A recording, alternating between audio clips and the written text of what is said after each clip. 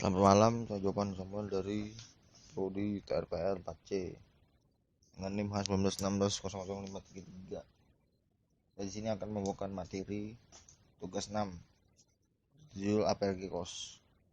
Di sini ada tabel definisi dari APLG Kos. Ini dijelaskan metode APLG atau disebut juga dengan metode rata-rata tertimbang adalah metode yang digunakan untuk menghitung biaya per unit persediaan berdasarkan rata-rata tertimbang dari unit yang serupa dan biaya unit yang dibeli selama suatu periode. Caranya adalah dengan membagi biaya semua barang yang tersedia untuk dijual dengan unit yang tersedia untuk dijual, dan hasilnya adalah biaya rata-rata per unit. Setelah ditemukan biaya rata-rata per unit, baru beban pokok penjualan dihitung dengan dasar harga rata-rata per unit. Berikutnya adalah tabel soal latihan. Selesaikanlah perhitungan berikut ini dengan metode BIPO, LIPO, APEPO, dan APLG Kos. Karena di sini saya akan menjelaskan tentang APLG Kos, maka saya akan menjelaskannya tentang cara perhitungan dengan model APLG. Kita lanjut tabel yang selanjutnya. Di sini kita lihat ada tabel APLG Kos total dari penjumlahan dan penghitungan. Di sini ada tanggal 1 sampai 10. Habis itu ada pembelian, jumlah harga total, penjualan, jumlah harga total, persediaan, jumlah harga total. Pada tanggal 1 pembelian dengan jumlah 60, harga 2000, total 120.000. Dan di persediaan juga sama, jumlah 60, harga 2000, total 120.000. Lanjut ke tanggal 2. Di tanggal 2 terjadi penjualan sebanyak 40, harga 2.500, total 100.000. Dan persediaannya 20, jumlah harga 2.000, total 40.000. Lanjut ke tanggal 3. Tanggal 3 terjadi penjualan sebanyak 10, harga 1.900 dan total 19.000. Di persediaan pada tanggal 3, jumlah 10, harga 2.000, total 20.000. Lanjut ke tanggal 4. Tanggal 4 pembelian dengan jumlah 150, harga 2.500, total 375.000. Dan di persediaan pada tanggal 4 ada 160 pada jumlah barang, harganya ada 2.469 dengan total 350.000.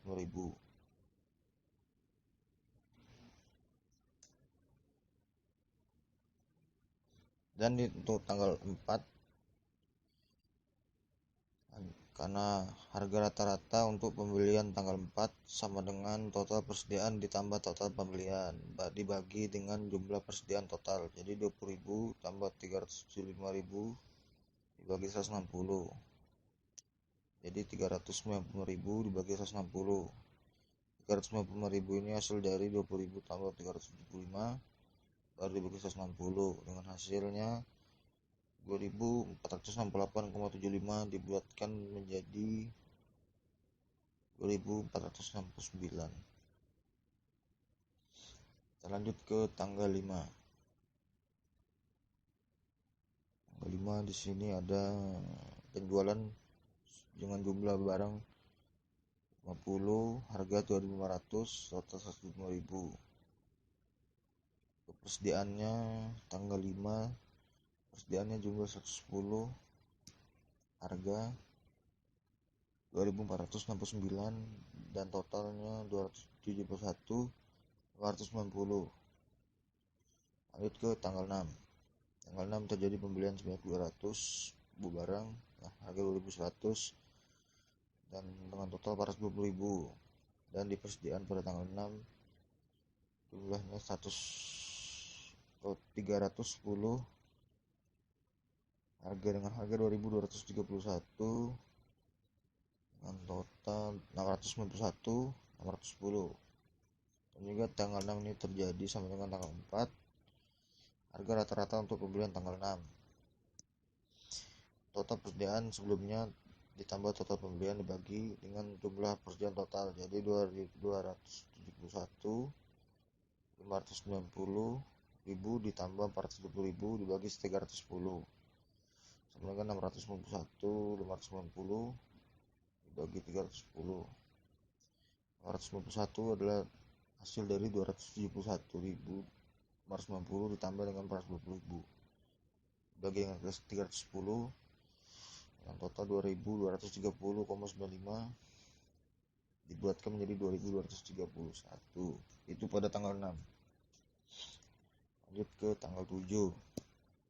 Tanggal 7 di sini terjadi penjualan sebanyak 100,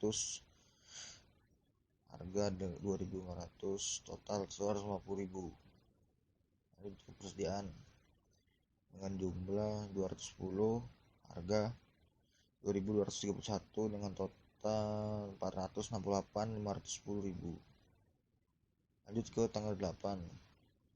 Tanggal 8 terjadi penjualan sebanyak 20, harga 2.500, total 50.000. Di persediaan pada tanggal 8 190 dengan harga 2.231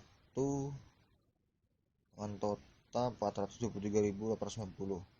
Lanjut ke tanggal 9. Tanggal 9 sama juga seperti yang terjadi tanggal 7 dan 8 dengan penjualan 30, harga 2.500, total 75.000. Kepersediaan pada tanggal 9 160 dengan harganya 2.231, totalnya 356.960. Lanjut ke tanggal 10 yang terakhir. Di sini penjualan 10 jumlah buah barang dengan harga yang sama 2.500, total 25.000. Kepersediaan pada tanggal 10 150 jumlah buah barang sebanyak 150 dengan harga 2.231 dengan total 334.650. Jadi kita langsung ke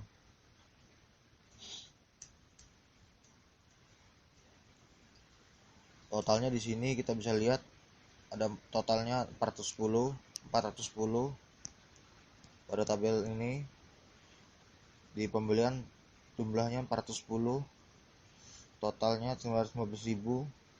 Di penjualan total jumlahnya totalnya 260 dan total di penyembelahan ada 644.000. Di persediaan totalnya total jumlah 150 dan totalnya 334.650. Lanjut yang tabel berikutnya, ini yang terakhir. Jadi ini ada rumusnya, laba sama dengan penjualan dikurang dalam kurung pembelian dikurang persediaan dalam kurung. Jadi penjualannya 644.000 dikurang 915.000 dalam kurung dikurang 334.650 dalam kurung. Hasilnya adalah 63.650. Ya, sekian dari saya untuk pembahasan materi ini. Sekian dan terima kasih.